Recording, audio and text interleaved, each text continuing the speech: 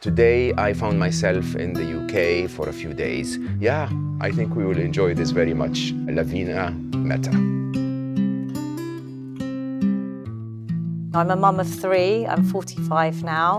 Very proud to say that, although I still feel like I'm in my 20s. I probably don't look like the pictures that went out on press everywhere, but actually my view now, Mo, is exercise for sanity, not vanity. Were you like a personal trainer? Was that your path? So I wasn't into exercise growing up. Ideally, what I would like people to be doing is every half an hour or every hour, you just get up. A good chunk of my followers and listeners are women. They will go through perimenopause. So it's definitely a taboo, and that's why I'm very passionate about trying to get everyone talking about this. We need to kind of find this feel-good toolkit, things that you enjoy and things that you can equip yourself with, because I want women to thrive through this phase. Welcome back. I've been traveling for quite a bit recently, and I have to say I really missed my wonderful conversations with my friends here on Slo Mo.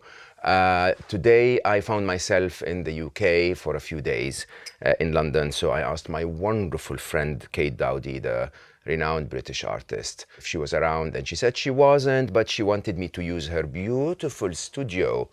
I've come to this place so many times to witness Kate in her own flow and creativity. And it is beautifully messy with beauty and art all over the place. It's really a place of freedom. And I felt that it would be a lovely place for us to have our conversations. The first of which is a guest I have waited to chat with on Slo Mo for a very long time. We met 2 years ago. Around the end of COVID, if you want. And she told me her story, which was, by all means, incredibly inspiring. My guest today is Lavina Mehta, who during COVID decided out of nowhere to help hundreds of thousands, millions of people, as a matter of fact, find health and purpose by doing modified forms of exercise that basically were available to everyone for free on the internet. For that, she was honored by the Queen as an MBE, a member of the British Society. And then she went on to discuss publicly, very vulnerably and beautifully, intelligently, her journey with menopause online. She's a patron of the Menopause Mandate. She is a proud advisor or member of Diabetes UK and the Alzheimer Society. When we spoke 2 years ago, Lavina basically told me about her approach to what she calls exercise snacking, which to my greedy, cookie-loving mind sounded incredibly delicious, to be honest. But I mean, look at her. Lavina's in her mid-40s, looks stunning. Honestly, truly like a 29-year-old. So something that she is doing must work. I've been waiting to bring this to your attention for a very long time, because Lavina's view is you don't really need to kill yourself to stay healthy. And you know, you don't really need to struggle through some of the struggles we have as humans, with menopause or diabetes and Alzheimer's and so on. So I think we will enjoy this very much. Lavina Mehta. You're here. Wow. Oh 2 my years gosh. ago. I'm feeling emotional from that amazing intro. This Thank is you. how I felt. Whew. It's funny because when we met, it was about the end of my stay in the UK. And so, as if you remember, we spent an hour and a bit together. Yeah. We had that incredible curry. I can't even remember where. And then we said, okay, we're going to have to meet again many times. And then poof, I disappeared. Right? I always wanted us to have this conversation in person, because you have that presence to you, and you're so you emit what you believe in, which is really beautiful. I hope the cameras will capture that. But we didn't. And then you went on and started to add menopause and diabetes. And I mean, you're just crazy about helping people. Why? I mean, you were not always like that. I wasn't. You're so right. I mean, this is a pinch me moment to begin with, but just the journey has been so surreal. I'm a mum of 3. I'm 45 now. Very proud to say that, although I still feel like I'm in my 20s. Yeah, I know the feeling. Not look, but mentally, I'm like, Yeah. how did the years just go, right? And I mean, not flirting anyone. I love her very much, but physically as well, you look amazing. Thank you. I probably don't look like the pictures that went out on press everywhere with the 6-pack, but actually my view now, Mo, is exercise for sanity, not vanity. That's the kind of slogan. I loved when you told me that. I started, yeah, and I totally believe in that more than anything, that it's the power of exercise and lifestyle changes on not just how we look, but how it makes us feel and the incredible magic it does inside. You know, the science behind exercise and reducing risks of so many chronic illnesses that you mentioned already. But yeah, it's pretty surreal. This was never the path. Giving back actually has made me realize that that is the most rewarding thing I've ever experienced in my life. You know, apart from motherhood and being a wife, you know, and with my family, it's just this incredible feeling that actually we can just, like you're doing, right? It's just something that you believe in, your passion. And I'm very grateful to everyone to even have the space to allow me to spread my messages. I'm grateful for you bringing me on here, because in my eyes, if I can just help one person a day, I know, you know, you set the bar. You know, I think what you're doing is incredible. It's always one person. It's one person, Absolutely. right? And it's that one message on Instagram DMs, or that one person I meet that may say, you know, I've used your exercise snacks, or my grandmother or my grandparents or someone in their family has used the workouts. And thank you all for giving me that lifeline, because that's what keeps me motivated. So I met you after that. I honestly, in front of everyone, I don't even know what you did before that.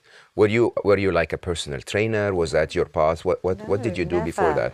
So I wasn't into exercise growing up. So I was born in London. I'm obviously Gujarati. I think I talked to you about Jainism. It kind of originates from Buddhism, which I know you're very into as well. You were actually the first that spoke to me about this. Jainism. Yeah. So I think growing up, you know, most people didn't really realize the difference between Hinduism and Jainism. And I've embraced Hinduism as well as part of my childhood, being in the UK. So my parents actually came in their 60s, not in their 60s, in the 60s as students. My mum was quite breakthrough. She came just for her education at the age of 16. Her family let her come on her own. In the 60s, that's quite progressive. Very forward thinking, especially being, you know, Indian and having a daughter and letting them come abroad. My dad did the same. He came to study for university. And they had me after a long time of trying. I think it was 7 years of, you know, not being able to conceive. And they had their daughter. So I'm the eldest. I've got a younger brother who's 4.5 years younger than me. The story is that we're in this beautiful art studio. As soon as I walked in, I said to you, Mo, this is what I was always had the passion of, was art. And, you know, I had an amazing parents, amazing childhood. They really invested in our education. I think that's a South Asian thing. Of course, yeah. But that is like the number one most important thing. But my passion was art. Yeah. And I did art A-level, and they let me do that. Yeah. And I got an A, you know, and I wanted to go to Central School of St. Martin's. I'll put it out there. One day I might do that when I'm retired. Oh, you'll be surprised. I always wanted to go back and do a... Did you? No, I wanted to do a PhD in applied mathematics. Yes. And I should have when I was 40, and then I should have again when I was 45. I should have when I left Google, and we keep putting it off. Yeah, one day. I think I'm never going to do it now. The brain slows down, remember.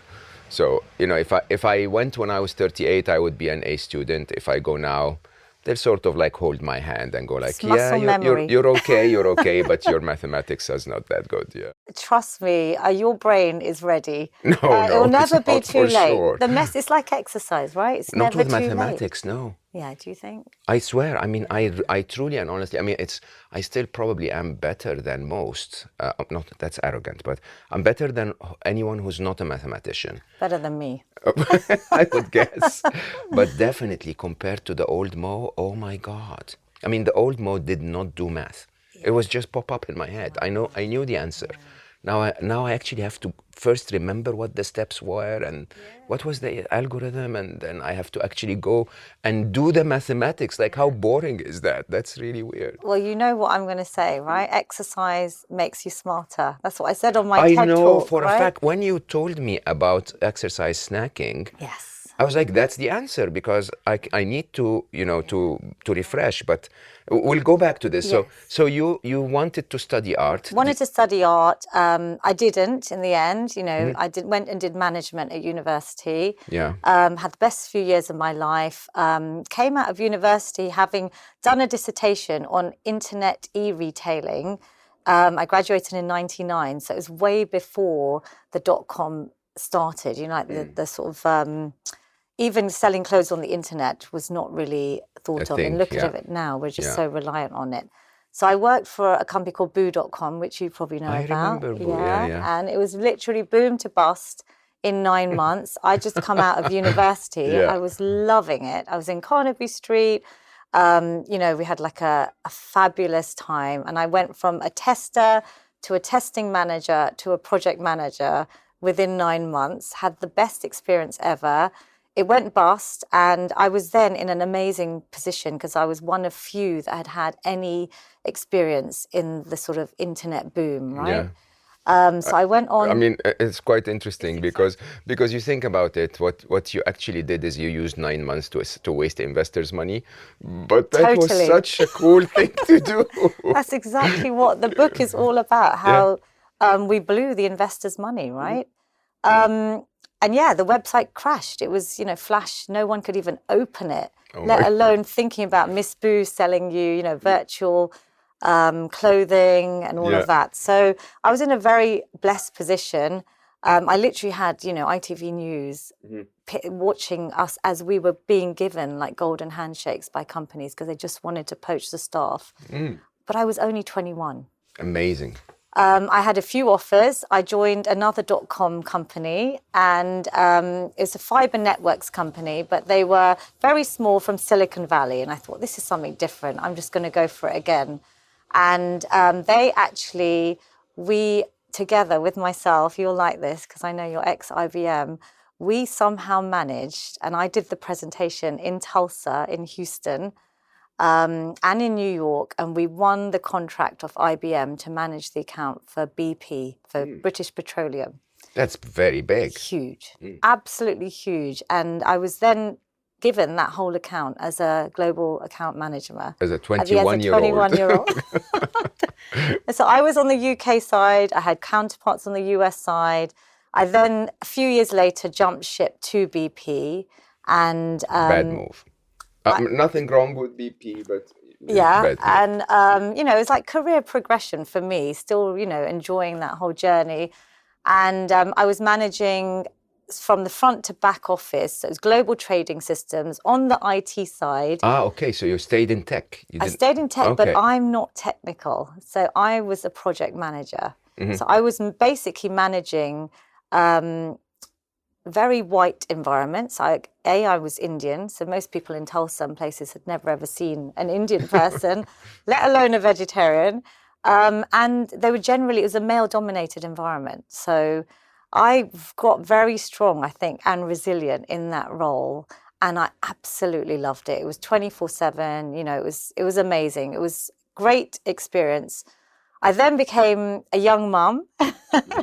And I lived with a joint family. So I had my parents-in-laws, 2 sister-in-laws. There were 9 of us in the house. Very typical Indian family. But they gave me so much support with my older 2 boys when they were little. And I managed to juggle this, program management career and being mum.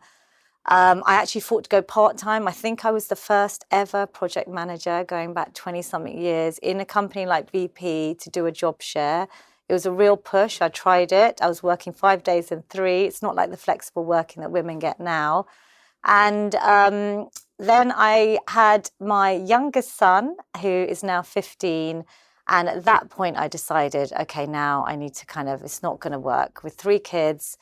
And I let it kind of go. But I got to a position, I don't have any regrets in my career side, because I got to a really nice senior position. I was very happy with what I'd achieved. But I loved my career. I mean, I have no regrets. If I could ever turn back time, I would have just carried on. But then I fell in love with motherhood, and I've got 3 amazing boys. It's a blessing to be a mum to them. And I just thrived on taking them to their activities, investing in them, just like my parents had invested in me and my brother.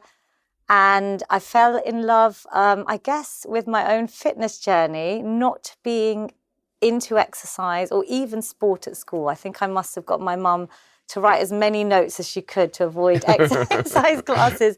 Swimming in an outdoor pool in the UK was not fun growing up. It's torture. It was literally torture. Cross country, lacrosse. Have you heard of lacrosse? Mm-mm. I mean, I've got, grazes where my shin, I've ruined my lower legs playing lacrosse with those sticks and everything. But it was childhood experiences. I was never into exercise. I just joined the gym because I was probably double the size that I am now. Were you? Or more, yeah. There are pictures out there on social media. I just don't post them at the moment because I don't believe in that. Even though it's very powerful seeing the journey and the physical transformation, for me now it goes a lot deeper than how we just look. So I fell in love with just jumping into classes, meeting moms, coffee mornings. I wasn't losing the weight. I wasn't really getting anywhere, but it was more of a social thing. It's because of the coffee morning? Coffee mornings, you need that, right? Yeah, but sleepless it's nights. The carrot cake with the coffee morning. It's that's the snacking. That's the dangerous snacking. And it was only when I stopped doing all the classes, jumping around, and I invested in this personal trainer of my own. I had never lifted anything, Mo, apart from handbags and suitcases and kids, right? That was the only weightlifting I'd done. But I fell in love with strength training and how empowered it made me feel, not just physically. I could see the results were incredible. I was losing weight. I was building muscle mass. But it got me through some really challenging times, with the kids, with losing my father-in-law, who I was so close to that he would have been the one bringing me to all the things I go to like today. He's like my guardian angel. He's there with me. I know he's there right now. We lost him from a brain tumor very suddenly within 6 months. And we all lived together. So I was very, very close to him. It was devastating, but it was actually the gym that got me and my husband through. It was that headspace, that time where I feel like mentally the power of movement is just so incredible that I want to, spread that. I sat the courses literally because I had seen the science of food, because, I've shown you my mum's book. She's a biological scientist. She again found her passion when we got into secondary education, and I helped her type up her book, Feel Good with Food, which is where my whole feel good kind of brand comes from. But she went to the science of food and antioxidants, and it's talked about now, but this is 15 years ago. So I was heavily pregnant, typing her book up, thinking, wow, just what we eat and understanding why we eat these things and what it does to our body, how it can reduce things of like diabetes, which is so prevalent in my community, to heart disease, like some of, cancers, all the world's biggest killers. Yeah. I then wanted to learn about the science of exercise because I was like, this is just doing something so special to me. In the evenings, I just sat the courses. It's level 2 to become a fitness instructor, level 3 to then become a personal trainer. I didn't tell anyone, just the boys and my husband. They'd go to sleep. I'd just start studying. Not that I ever thought I'd want to sit exams again in anything. And then a few ladies found out, some friends. They asked me if I could train them in my home basement. And I started this one-to-one with women.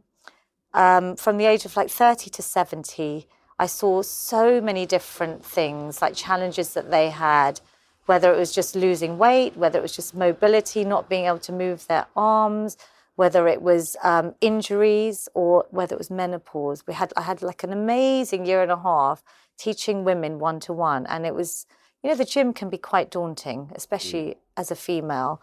And where I was trying to... Why would you say that? So I guess it's got a lot better now, but I used to feel especially in the weights area, it's quite male dominated. Correct. And I feel as a woman, if you go to enter the gym where there's just generally a lot of testosterone, a lot of men lifting heavy weights, I was trying to get women into strength training because I really believe that's the key to longevity, is having muscle mass.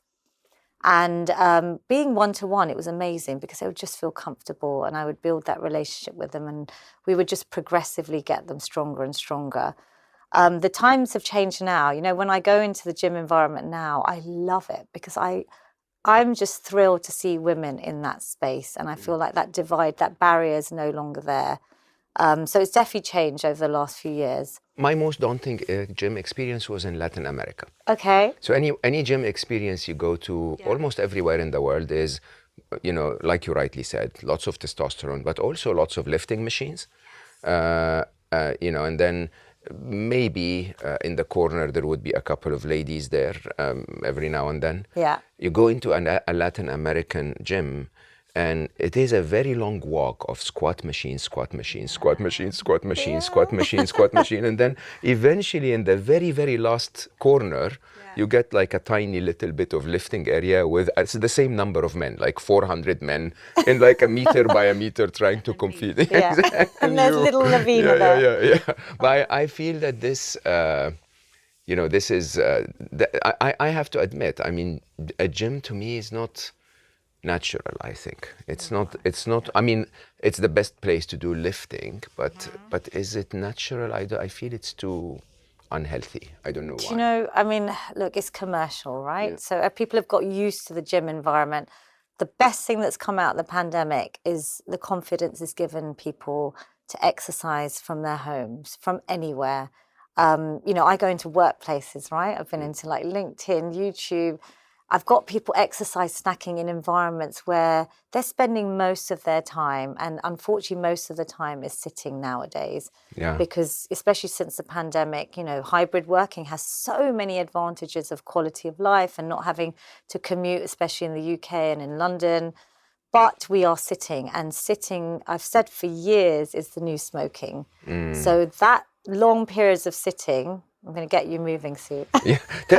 Honestly, tell me about that, because Yeah, COVID was my killer, right? So until COVID, I would never move into a place. You know, I used to be very nomadic, so I would never move into a place until I find the gym first.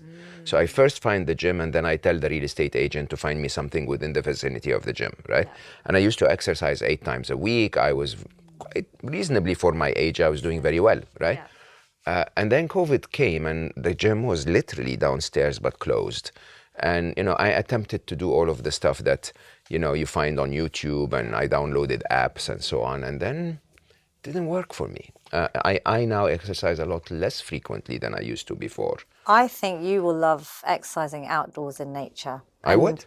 Yeah, I think so. I mean, I think nature on its own, so being outdoors, I mean, there's so much on nature that I can talk about, but the mental health benefits that it gives you, that combined with the endorphins, right? So we release these natural hormones. They're literally called feel-good endorphins. When I found that out with all this feel-good Lavina stuff that I'm talking about, it's the magic of movement. So even after a few minutes, you'll hopefully start releasing endorphins, and it will boost your mood. It will boost your confidence, your self-esteem.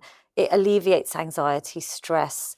That's the kind of, you know, the mood boosting effects of exercise. But being in nature on top of that, things like fractals, I don't know, you must know as a mathematician, right? Yeah. So the geometric shapes that you have in nature. So if you're looking around, when you're outside, I always just say on my daily Instagram, feel good walks, you know, just look up, look around, use your senses. So these shapes are, if you expose yourself to fractals, they're saying it's up to a 60% reduction in stress.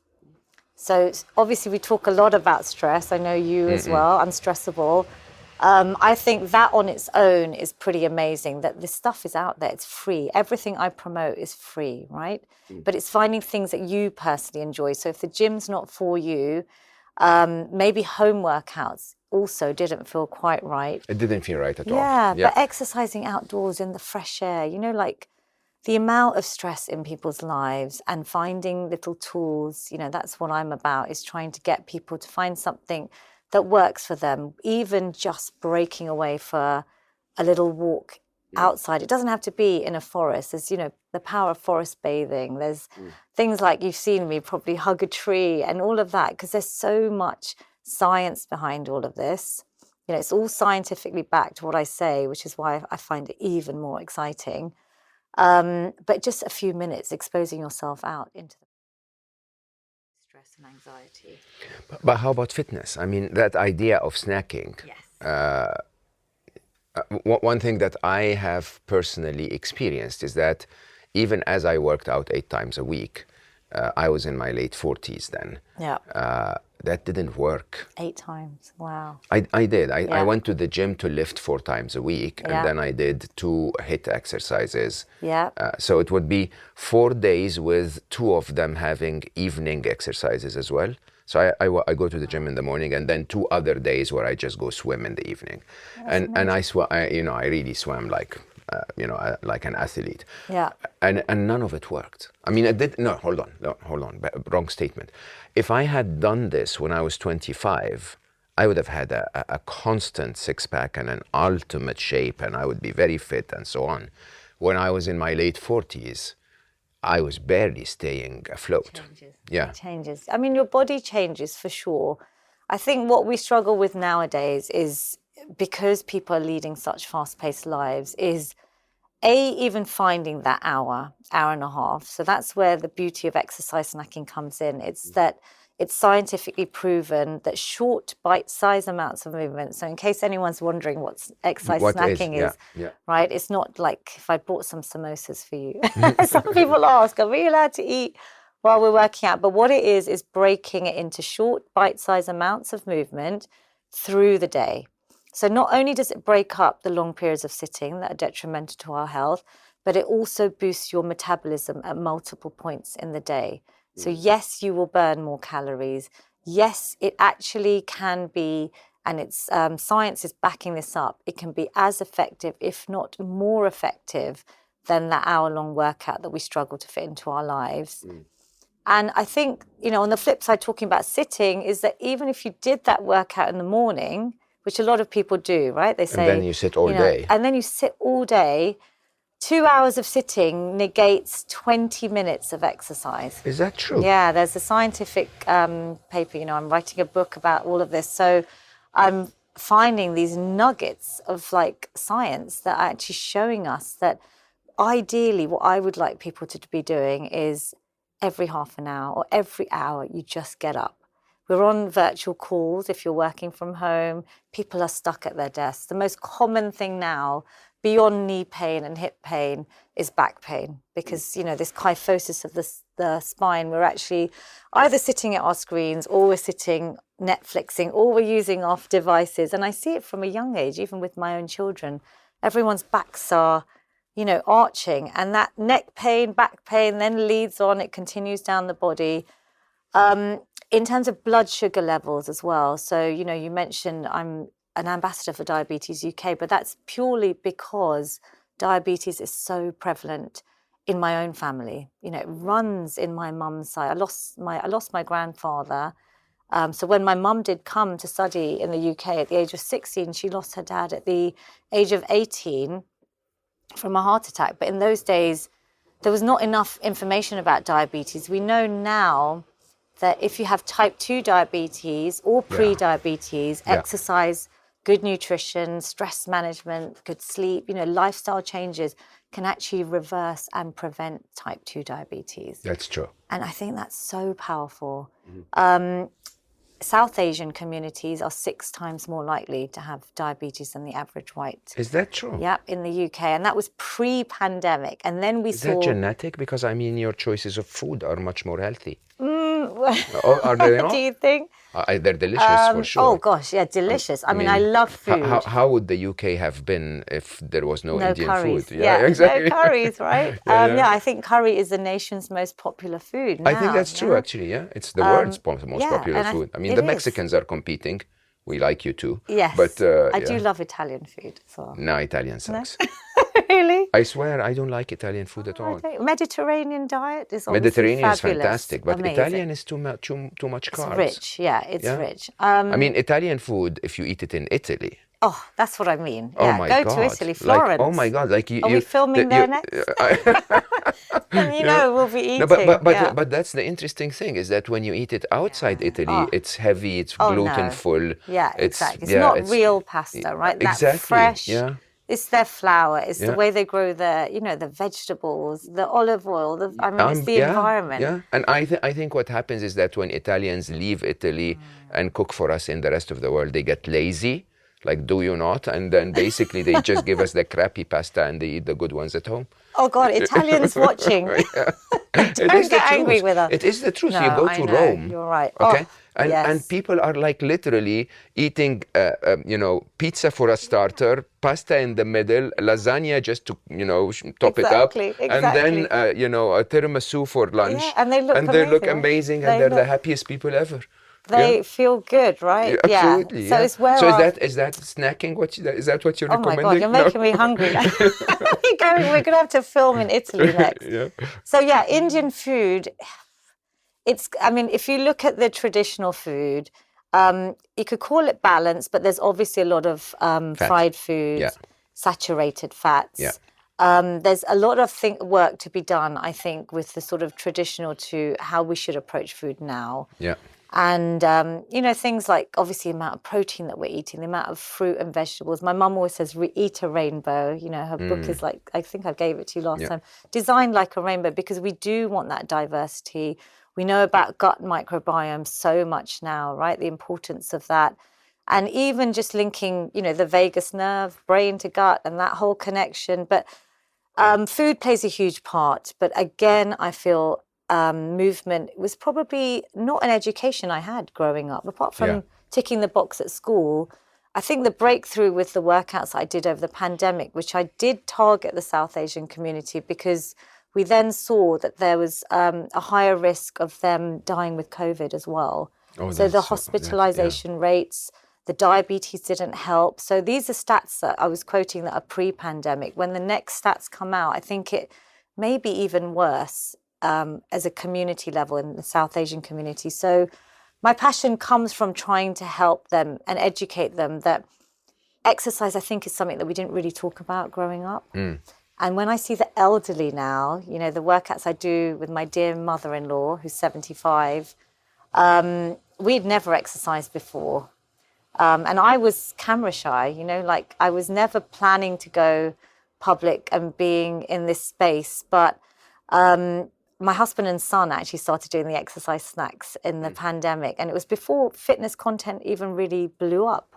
On social media. It was a bit of a gamble. It was before, the likes of Joe Wicks, who I've been honoured with, which is incredible. It was before he even kind of went live. I just decided, I said to my husband, the gyms are looking a little bit dodgy now. People are getting nervous. We don't know what this virus is. And let's just start. Will you come live with me? And we just started on Instagram. We went out in the garden and we just had a bit of fun. It was to boost people's spirits, to make sure people don't feel lonely, have that sense of community, and the link of exercise to our immune system. So with the pandemic, I was, really trying to show people that we can use this to boost our immunity. But the breakthrough with the South Asian community is seeing the elderly and people that have probably never done a lot of exercise. They may do yoga, they may move around, they may do a lot of house work like my mum, but seeing them doing body weight moves, strength training, whether it's just weight bearing or using their tin cans, plastic bottles, you don't have to have fancy gym equipment. That has been, I think, a sort of light bulb moment that, yes, it's never too late. We've had up to the age of 100 join from a care home. Yeah, bless her. She had Alzheimer's. My grandmother had Alzheimer's, which is why, again, I'm very passionate about raising awareness of this sort of, I'd say, taboo subject growing up. Dementia was never really talked about in my communities. And it's so prevalent, right? Especially being a woman, I think it's twice as likely that Alzheimer's, you have a higher risk being a female. You have an even higher risk going through menopause, which we can talk about. But brain health and exercise, physical activity is one of the best ways we can reduce our risks of dementia and Alzheimer's. So the image I have always pictured you, I mean, there are two very famous images, I think, that sort of always are used in the news when they talk about you. One is you in your red Oh, God. bragging yoga stuff. Yeah, oh, Okay, God. bragging you, Oh, right? It's like, God. look Oh, at me, God, right? that's, yeah. And then the other is you and your mother-in-law. Yeah, I need to get the red one off the internet. No, Can no, you not organize that keep for that. me? It's good. It's good. It's good. It's credibility. It's like, look, I'm not selling you snake oil. This is actually working. And I think the one that works more for my heart is you and your mother-in-law, because she's in her sari, and she's carrying like milk bottles or Yes, something. That's her laundry weight. bottles or Yeah. milk cartons we've done. Yeah. She's she's amazing. She was, she'd become very, I'd say, more introverted, more quiet after losing my dear father-in-law. She turned to the Jain religion a lot. Like my grandmother became literally like a Jain monk. But in the UK, it's a very hard religion. It's very strict in terms of What you eat and what you eat, the timings, the pujas, so the religious prayers that they have to do and everything. It's like a full-time job, but it is gave a her full-time purpose. job, Yeah, if you don't mind me saying. it's a full-time job. It's Really, I mean, very if you want to hard. practice, it's like every minute of your, I mean, not every minute, but all through the day. It's all through the day. Every action, actually, what you eat and when you eat it. And It's all about non-violence, right? Yeah, So yeah, even the water that you drink, you boil, so there's no organisms that you could potentially harm. You see the monks in India, they do their pilgrimages barefoot. It's all very minimalistic, no material attachment to anything. And it's about karma. It's about what you do in this lifetime will hopefully help you in future lifetimes. And then eventually, trying to get that liberation or moksha, the enlightenment, right? At the end of life. So my amazing mother-in-law, and people wonder, they keep asking me again, a bit of a taboo. A lot of women say to me, is that your mum? It must be your mum, because you can't get on with your mother-in-law like that. And I'm like, you know what? I mean, we don't really know if it's her or you. I mean, she's about non-violence after all. If all mothers-in-law would choose non-violence. Oh, she's amazing. But she was very camera shy. So when I first asked her, she didn't want to be part of it, right? And she hadn't been into exercise either. She'd done a little bit of yoga. She's active. But it's been life-changing, that bond between me and her now. It's like something we never imagined we'd be doing together. Yeah. But the way I say to her is, this is Jainism. You're helping so many people. The fact that they see her at the age of 75. My mum jumps in as well. She's 77. Your mum's not here in the UK, is she? Mum's here. My mum's here, still in the same childhood home, where fantastic. they in Golders Green in North London. It's literally like a time warp. You go into my bedroom. It's the same as it was growing up. And we had very humble beginnings. My parents, begged and borrowed to get me through private education. I feel like, the sacrifices they gave up for me and my brother, I'm just so grateful for. And my husband's been brought up with the same thing. My father-in-law came from Uganda, obviously expelled from Uganda, and they started off with nothing.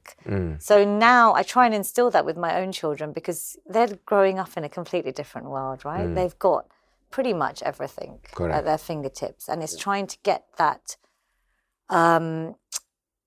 we try and do as much charity work as possible. We try and show them the less fortunate. We try and always help people, because I want them to have those values that the hardship that we've seen growing up. Yeah. So when you started this, you got people from all over the world. How many people signed up to those exercises? I haven't counted, right? It said thousands, in the press, because even when the Queen found out about my workouts, it has spread. It's gone global. I've had messages during the pandemic from everywhere, from Kenya to India to Europe, all ages. The benefits have been, the feedback has been the motivation, right? Yeah.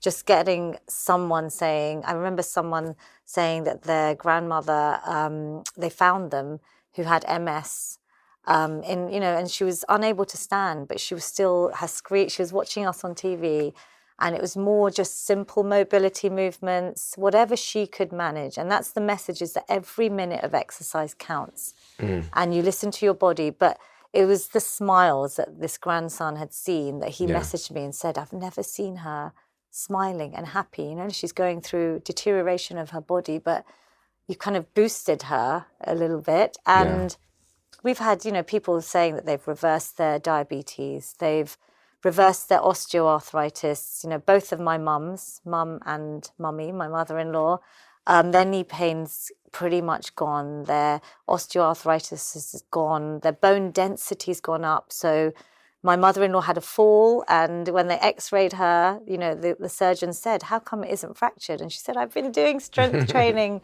with my daughter-in-law. So it's all the things that we can't see, right? That I think is the magic. It's reframing the way we look at exercise. And the concept in simple, if I understood correctly, is you don't have to do an hour. You can steal quite a few 5 minutes during the day. And you don't have to do them for vanity. You do them to feel good about yourself. You got it. No, yeah, right? That's it. And I think that's a very human way, if you want to stay fit. It's kind, right? I feel like there's just so many challenges that we all go through. And midlife is tough. You know, we can touch on perimenopause. We definitely need to. And menopause and experiences in life like grief and, you know, losing a loved one. I mean, you've been through the worst imaginable to me. I think everyone has their own experiences. Correct. What you see on social media is not true at all. You see the bubbly Lavina and she's doing so many different things, but I often am vulnerable. And it was through the perimenopause where I went on and I cried on Instagram, and I was just very open because it really hit me hard that I hadn't realized I was in perimenopause. And I had so many signs like the brain fog. You know, my brain to me has been strong up to date. And then suddenly I was like forgetting things. And the children, you know, my husband would be like, oh, I've told you that, Lavina, how can you forget? And it started worrying me. I was thinking, I'm kicking off a whole new path in life that's never been planned, doing, you know, what I'm doing now. But I was starting to struggle. I was starting to get a bit of anxiety, I'll be honest, which I talk about a lot still. And I was thinking maybe it's just because I'm so busy. I'm going twice a day I was doing lives. It's just me, myself, and I don't have a team. I just wing it. You know, I'm looking at how you set up today to get tips off the guru here. I have to say, he does it all himself. And a minimalist design. So now, for everyone, I've been designing this studio. It's not the best quality, I understand, but I can take it with me everywhere in the world. And today, I just came in 2 plastic bags. There you go. I'm not going to throw away the plastic bags just so that nobody thrashes me on the internet. I'm actually quite a recycling kind of person. Exactly. But so tell me a little bit about that experience. It's interestingly taboo. It's taboo. I never understood that. No. Right? I mean, when I recognize, for example, that I'm not responding to exercise as I used to when I'm 25. To me, that's nature, right? This is how it is. But somehow, for women, and especially women in the Middle East, Southeast Asia, and so on, it's like, don't talk about this. It's not happening. No. And it's a very lonely place. It's very lonely. I mean, I think, you know, you've touched on the communities that don't talk. We've never really talked about periods. You know, I questioned my mum a few weeks ago about my periods. I was like, Mum, you know, who told me? Did you tell me? And she said, we didn't talk to you about it. What do you mean? She said, you know, you were taught at school. She couldn't really remember, just like she can't remember going through her menopause because it was just suppressed. It was kind of like, I was educated at school about periods, but menopause is one topic that's still not in the education. Your periods stop. I mean, it's far for the elementary education, so you may not want to talk about it then. Yeah. But there needs to be... I think it's important for children to understand, like I involve my husband as my dad, you know, all the men in my life, my boys, I want them to understand because they're going to have women around them, be it their partners, be it in the workplace, be it their friends, right? Their sisters. They need to understand. So periods do stop, but it's not as just simple as they stop. And the word perimenopause, I don't think was even heard of, Yeah. like 2 or 3 years ago. Yeah.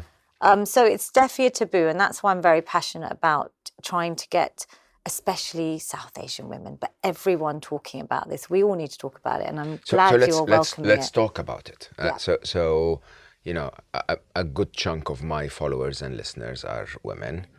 So at a point in their life, whether they're going through it now or they've gone through it or they will go through it at a point in the future, Yeah. they will go through perimenopause.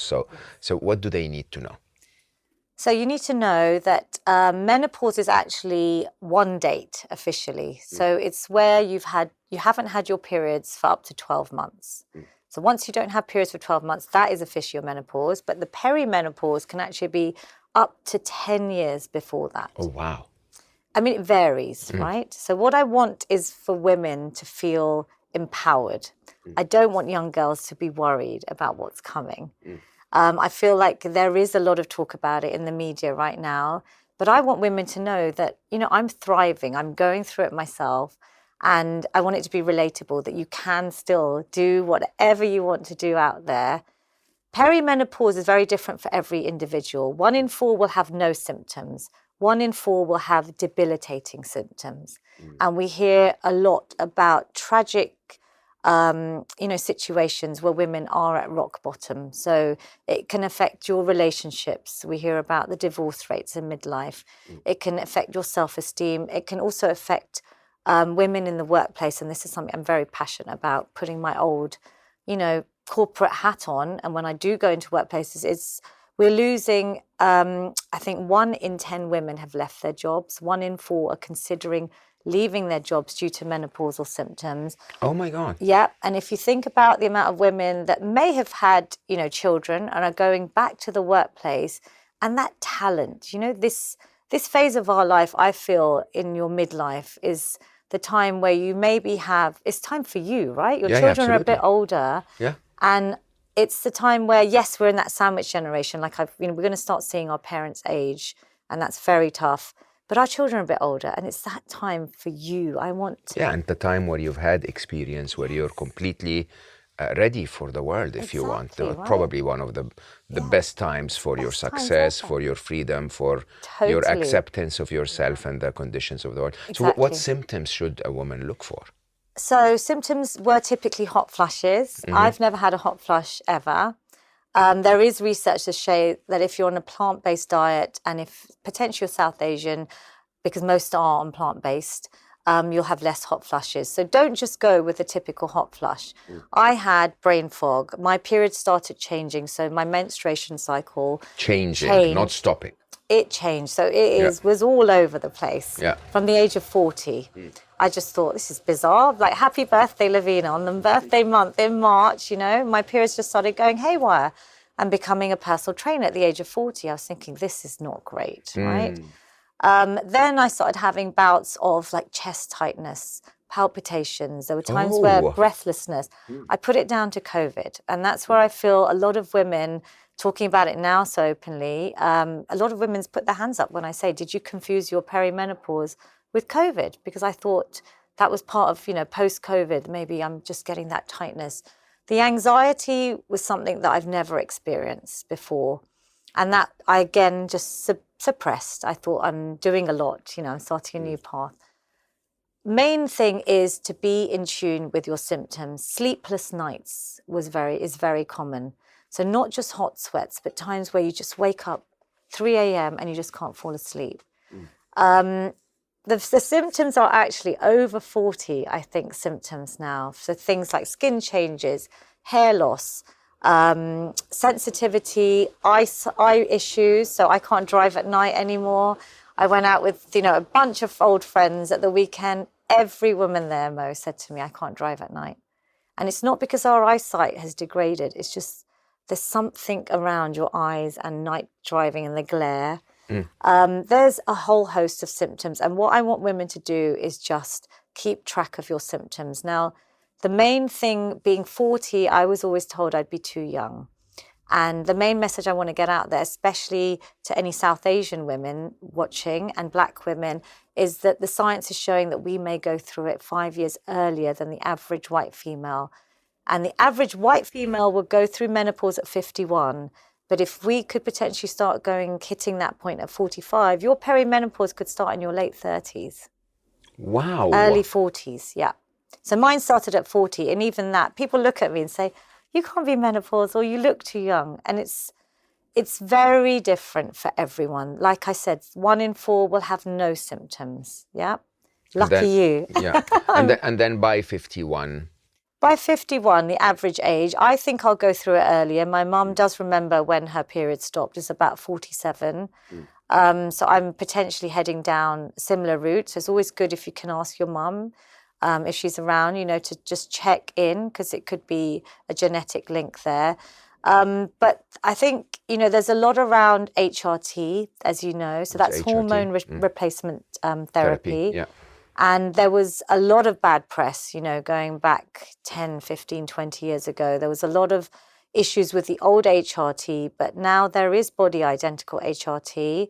I'm on HRT myself. That is just a decision I decided to make in consultation with your healthcare practitioner. So I'm not pushing HRT to every woman. It's something that some women can't take, yeah? If you've had breast cancer. If you've had a hysterectomy, you go through early menopause as well. So that's even important to point out. Everyone's journey is very different. The main message I'm getting out there is that exercise and lifestyle changes will get you through this. Hold that thought. Yeah. We need to get into the depth of what it is before what we can do about it. So let me summarize as someone who is a man who absolutely needs to be aware. So this is not a message for the women only, right? So this is a message if you have a woman in your life, and every one of us has a woman in his life in some capacity or another, this is something that you need to learn, right? But definitely also for the women, because I have to say in general, life is so demanding of the superwomen of today that one more of those experiences can be pinned to the wrong reason, and you don't know what you're going through. So you could think it's stress at work, or you could think that your partner this, or lack of partner, or you being single or whatever, but you could also think that this is associated with menopause. So what you taught me here, which is very eye-opening for me, is it could start earlier than 45. And you're saying it can start as early as late 30s? Yeah, I mean, I've heard, I don't know the statistics right now, but more and more women are talking about it. More and more women I meet say that they started early, especially in the South Asian community. I would say start getting in tune with your body, right? You need to start logging your symptoms. Keep a tracker. There's some free apps, there's brilliant resources out there, so that when you do feel like you go to your GP, and GPs need training. So part of the Menopause Mandate that I'm working with is to get that education into the national curriculum here so that people are aware. It's part of your, school curriculum. GPs haven't been trained. They haven't been given enough time. So it's really hard when you suddenly get all this demand and talk about menopause. That's why we've got HRT shortages, right? That people then go to their GP demanding HRT. So be in tune with your symptoms. You've got to track them so that you then go to that appointment, which can sometimes be just 10 minutes. On the NHS, which is already, we know, struggling, right? GPs are struggling, let alone having just 10 minutes to talk about this in depth. So you need to go equipped. And your symptoms may vary every month. And we forget, right? If you start getting brain fog, or if you're forgetting things, it's even more important to log it. But I would like to say, Mo, just the fact that we're even talking about this, I really appreciate you bringing this out there. That's a very, very important topic, I tend to believe.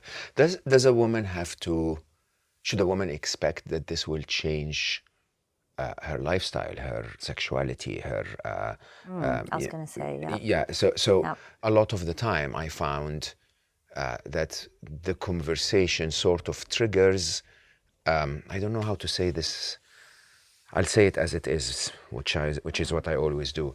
Women that come to me talking about this stage of their life, sort of start feeling like, am I less of a woman than I used to be? And I know for a fact that this is not the truth. So tell me a little bit about that. Should a woman expect that? Is that what menopause is about, or is it not? No, I feel like menopause is the new beginning. They call it the second spring. Absolutely. Right? It's like we've talked about, I don't want women to feel like it's all over. I mean, that's the sort of taboo that I have in my cultures, is that you kind of, no one used to talk about it. My mum's generation never talked. It was kind of shunned upon that you lose your fertility, right? You just become like an old, haggard old woman. And, lack of libido as well is something that people don't talk about enough. But so many couples go through challenges, just being parents is tough on a relationship. Just living in this rat race, this environment post-pandemic is tough. Then you start having other layers, right? So if the men in your lives don't really understand what you're going through, that's where so many relationships and marriages unfortunately fail at this point. And lack of libido, again, that can lead on to so many self-esteem, self-confidence issues. And yes, we do put on weight in midlife, especially as women. Look at me. I mean, it's not menopause. It's andropause. Yeah, is it? Yeah, there's andropause. Is there such a thing? There is. So your testosterone. So did you see people? This is why. Yeah. So yeah, andropause is a thing that's not talked about. At the moment, everyone's talking about this is the menopause revolution, which I'm thrilled about, because we need to educate everyone around us about women's health, from periods to sex to menstruation to menopause, right? And beyond, because it's midlife where we're even more susceptible to chronic diseases. So andropause affects men very differently. So it's not as, I would say, like we know that every woman's going to go through menopause, but you hear about, right, the midlife crisis for men. So I feel like it's a conversation that is going to start coming out more and more, because it's not just women that go through things in life, it's all of us. And it's how we embrace it, how we try and get that mental resilience, how we change our mindset, and how we find easy tools. I'm all about how things that are accessible to all ages. I want, exercise to be accessible. I want us to make little tweaks to our food. Our sleep is so fundamental. Like when I was struggling with sleep during my perimenopause, that affects everything. It affects your motivation to exercise, right? It affects your mood, it affects your ability to concentrate, your energy. So sleep is a fundamental, pillar of health, I feel. Yeah. And the tools that we all use for stress management, be it, the breath snacks that I do at the beginning of every workout when I go live. I still do them for free with my mother-in-law, but we start with breathing techniques. I feel like that is one of the most powerful tools we can all use. And if you don't know about breath, we can do one now if you want, and teach people some simple moves, the things you can do at your chair when you're stuck at your desk.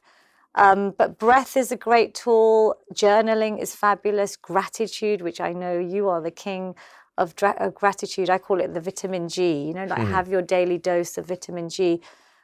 We need to kind of find this feel-good toolkit, things that you enjoy and things that you can equip yourself with, because I want women to thrive through this phase. I think that's the point. And I think the reason why it's important to understand that this is not just women is, I'll have to say very openly that I'm a different man than I was in my 30s, right? Yeah. But I feel more of a man than I was in my 30s. And I've known, it's funny when I think about it, because, of course I have friends from all ages, and I have relationships and maybe exes from all ages. And I actually tend to believe that the response to menopause is highly dependent on the woman's approach to it. Yes. Okay? There is, in my personal view, a woman in her 40s this is the age of, I'm going to be who I am. I'm going to live it fully. Yeah. And yes, while our bodies changed, they also changed from teen to 20s. They also changed from 20s to 30s. Yeah. And my message is, this should not be pulling you back. This should be something that invites you to a different lifestyle, and that different lifestyle empowers you and enables you more. And so you're saying the answers are found in feel-good activities and lifestyle, and also feel-good exercises. So how does exercise help at all? So exercise helps us mentally, like we've talked about, this release of feel-good endorphins, dopamine, serotonin, like all these incredible hormones that are in your body. As your estrogen levels drop, so belly weight, right? It's actually proven scientifically that as your estrogen levels drop, that adipose tissue, you're just going to collect your fat cells, unfortunately, women, around your belly. And especially if you've, been through childbirth, the main thing I get asked is, what's happening to my belly? I just can't lose it. So this is part, unfortunately, of our change in our hormones. I look at HRT, hormone replacement therapy, more as hormone rebalancing therapy. Women are living 30 to 40 years longer than we used to. And in terms of bone health, brain health, and heart health, so I'll touch on those. Bone health, we start losing our bone density as we age, so that leads to osteoporosis. Exercise is incredible for that. That's why I want everyone, men and women, to be doing strength training. I feel like a lot of people just go to cardio, and strength training is a missing piece of the jigsaw. So that's going to be incredible to help your bones stay strong, alongside your cardio. But I want strength training to be part of your fitness routine. Then we've got brain health, and we've touched on dementia and Alzheimer's, but the fact that exercise helps your hippocampus, your prefrontal cortex, your ability, it has BDNF, right? So that's brain-derived neurotrophic factor. And that is almost like a fertilizer for the brain. It is, literally. It's like the miracle grower, right? If you're a gardener. And when you exercise, you release BDNF. So, this is all the science, that I'm researching in the writing that I'm doing at the moment. You also have things called myokines. So we talk about muscles, and I touched on how I feel that muscle is key for longevity. So I want us to think about, as we reframe the way we look at fitness and our lifestyles, it's not just now, but how we age, right? Yeah. We want to be as independent as possible. We hopefully don't want to be a burden, to our children. As much as possible, we want to age gracefully and as well as we can. And muscle is we start losing our muscle mass from the age of 30. So it's called sarcopenia. They say you lose between 1% and 3% a year after your 30s. Through menopause, you can lose up to 20%.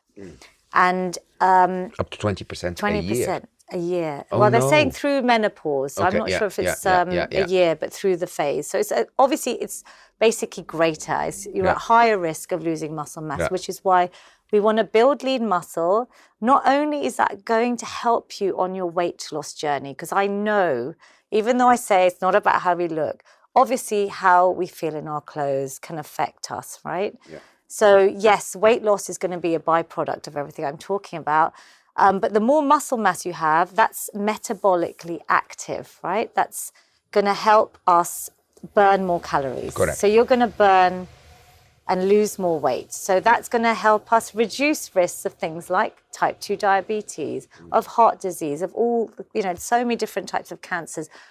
And the last one is, so I've touched bone health, brain health, and heart health. So obviously our hearts, even as women through midlife, we are more susceptible to cardiovascular disease.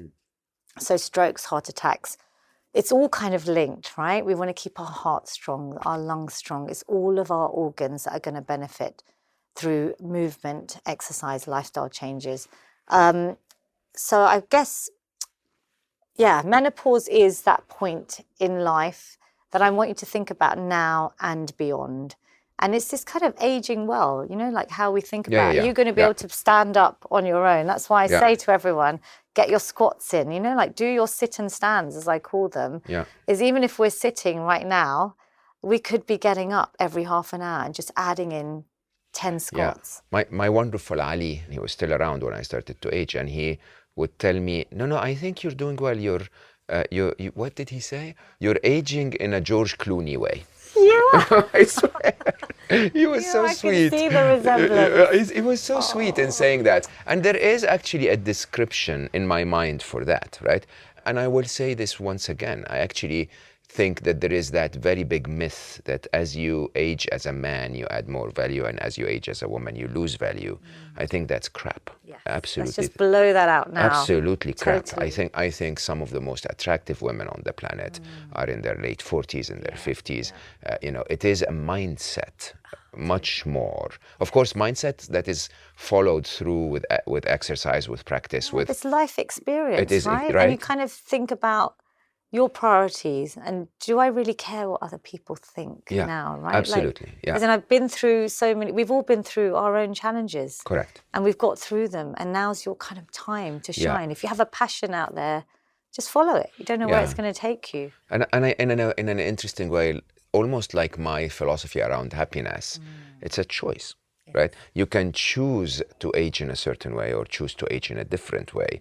And the difference between them is, of course, intention first and then action, right? Yeah. And so what we're saying here is, yes, it's an interesting, unfamiliar phase, menopause specifically, for sure. Yeah. And perimenopause is even more unfamiliar if you're not aware of it. So perhaps the best and first step is to look into how do you make yourself aware, and then what do you do to make it work. Any types of foods specifically that you think are not pro your health in those phases?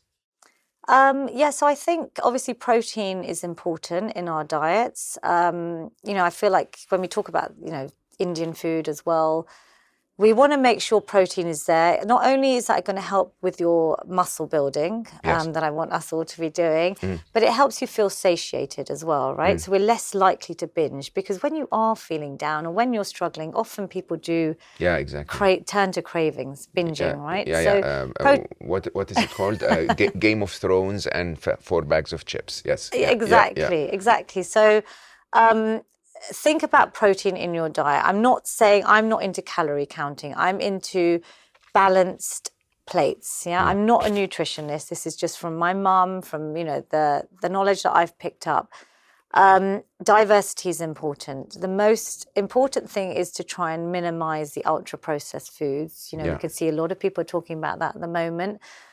So home cooked, fresh, colorful greens, lots of vegetables, lots of fruits, natural ingredients, right? When we look at the packets of the things that we pick up, I was telling my kids the other day, that when we look at the ingredients and you look at these things that we don't find in our kitchens, right?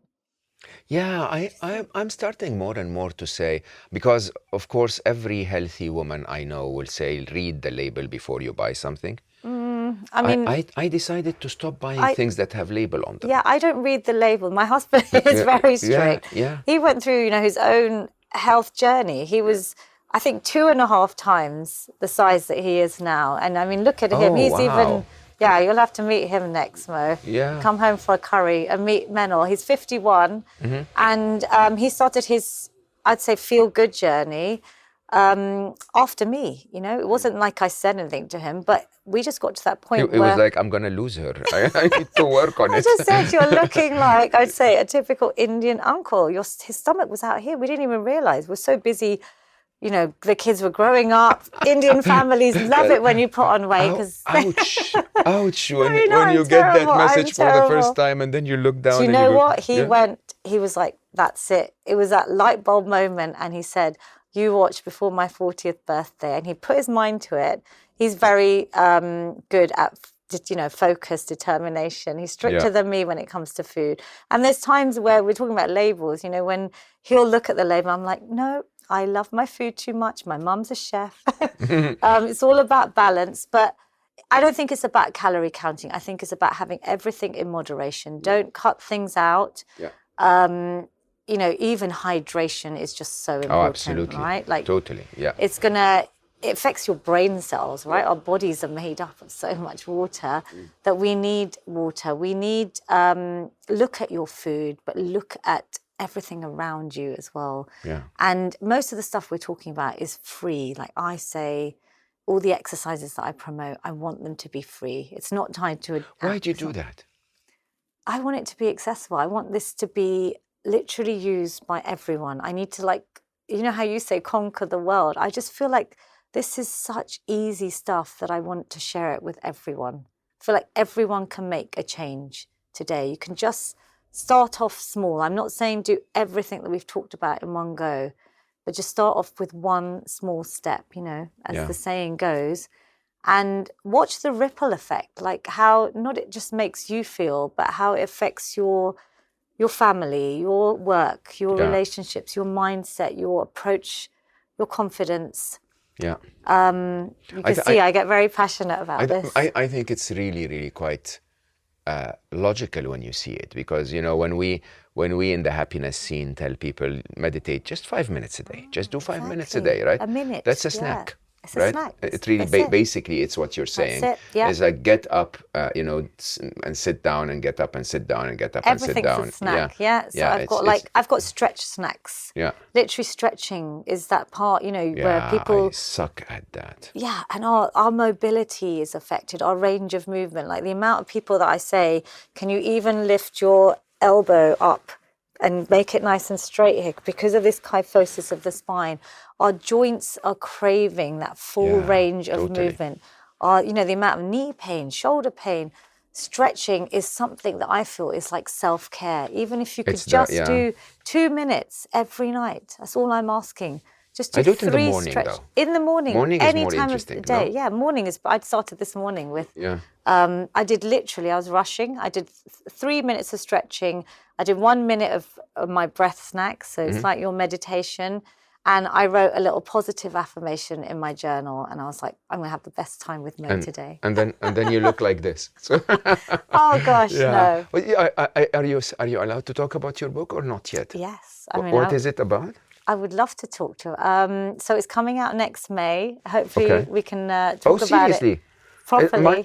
Mine seems to be coming out around the same time, so we're competitors. We're not competitive. We should launch together. No, They're both helping people, right? No, but I probably Unstressable will come out earlier. But yeah. What do you call it? The title hasn't been finalized. I know publishers are like that. I know you've been through it. Yeah. So I can't reveal the title yet. All I can reveal is that you can see I'm writing, I'm researching. It's all scientifically backed. It's got to try and make people realize that even a minute counts. Yeah, it's all about the idea of snacking. Exercise snacking, lifestyle snacking, self-care. So stuff that's going to help you feel good, not just physically, but mentally, and help us reduce risks of chronic illnesses. Okay, so teaser. Got to get you back to talk about it. But I have to say the what we spoke about today is sufficient to create a mindset change. Okay, that no one has an excuse to say, my body is changing, I don't want to take care of myself anymore, or I'm busy, I can't go to the gym, so I don't want to take care of myself anymore. It's a few minutes several times a day. Yeah. More than enough. A few choices go a very long way. Amazing. Yeah. Definitely. And I have to say, I really wanted Lavina to be here with us because of the menopause conversation, which I have to say is, you say it's taboo in the Eastern communities. I think it's taboo everywhere. Okay, in terms of you don't feel good about it, so you don't discuss it openly with everyone. I think, just like my salt and pepper beard, I feel very proud to be a little older. Okay, and I think there is a lot to be found in how you go through that beautiful phase in your life, commanding it fully. That requires us to have this conversation so that every woman hears it. Yeah. Thank you, Mo. Thank you for bringing this important topic to the conversation. I think social connection is so important through midlife as well. So it's not just about, the power of social media. I thank social media for giving me this platform and, for all of us to be able to share messages like this, but nothing beats that social connection. I think the more women talk to each other about what they're going through, you will see. And it's, people come up to me and my husband. I love it when they come up to my husband and they say, my wife is going through this. And I'm glad, he's done lives with me. It's probably the most vulnerable Instagram live I've ever done. I can't watch it. I've literally not watched it back. And he didn't want to talk about menopause, but I said, Menor, you need to. I do tease him because his name's Menor. But he wasn't, sure about coming on and talking about it. And I said, it's going to really be important that we have an Indian man talking about a subject like this. And oh gosh, we were both very vulnerable. We talked about the impact it's had on our relationship. We talked about, very personal things, but we've had people come up to him and saying, "You saved my marriage. Thank God you guys did that," because I've watched it now with my wife. There's amazing documentaries out there on the menopause. There's incredible resources, that I talk about a lot. But yeah, empower yourself with that knowledge and track your symptoms and just know that you can get through this. And be social about it, talk about it. There's no shame there. This is really part of how we are. I am really grateful that it was worth waiting 2 years for this. Thank you so much for coming on. Thank you so much. Everyone, this is truly important for me. I have been, in my happiness work, attempting to look at reasons for unhappiness that are so preventable. So preventable, our fitness, our health, our stages of lives and seasons. When you take them as they are, as part of life, and just enjoy them and go through them with a slightly different lifestyle. The idea of going to the gym 8 times a week, is very much a 25-year-old lifestyle with the amount of work that I do now. A bit of exercise, snacking, and lifestyle snacking would work a lot better for someone like me. But I think the idea is this. The idea is that those topics are so easily removed from your unhappiness list just by paying attention to them. So do that. We gave you sort of a bit of a shake and a wake-up call here. Man or woman, if you have a woman in your life, you really need to be aware of those seasons and stages. And then go out there and do your own research. It's not that complicated. Lavina's work is quite popular online. We'll have all of her contacts in the show notes. So reach out and look for what she has to say, because it truly is working for her. I mean, look at her. So with that, I am very grateful for your time today. I really appreciate that you give me the opportunity to spend time with wonderful friends and knowledgeable, wise people, to have those conversations for myself, but then hopefully to share them with every one of you. If you like them, share them with others, make others aware.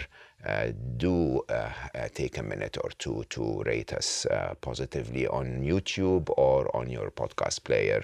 Those things do help get others to listen and watch Slo Mo.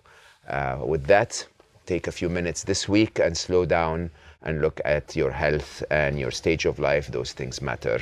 I love you all for listening, and I will see you next time.